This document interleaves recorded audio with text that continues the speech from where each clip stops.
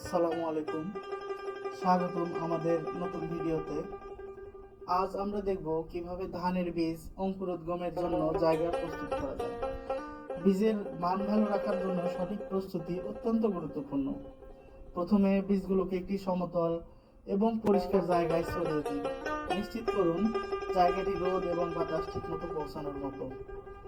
এরপর জায়গাটি বীজের অঙ্কুরোদ্গমের জন্য আদর্শ পরিবেশ তৈরি করতে মাটি বা গামলার উপরে পাতলা পলিথিন বা ছাল দিয়ে ঢেকে রাখুন। নিয়মিত পানি ছিটানোর মাধ্যমে মাটির আর্দ্রতা বজায় রাখুন, কারণ পর্যাপ্ত আর্দ্রতা অঙ্কুরোদ্গম প্রক্রিয়াকে ত্বরান্বিত করে। সঠিক পদ্ধতিতে অঙ্কুরোদ্গম নিশ্চিত হলে ধানের চারা হবে সবল এবং উচ্চ ফলনশীল। ভিডিওটি ভালো লাগলে লাইক দিন, শেয়ার করুন এবং আমাদের চ্যানেলে অবশ্যই সাবস্ক্রাইব করবেন। আপনার ফসলের সাফল্যে আমাদের শুভকামনা।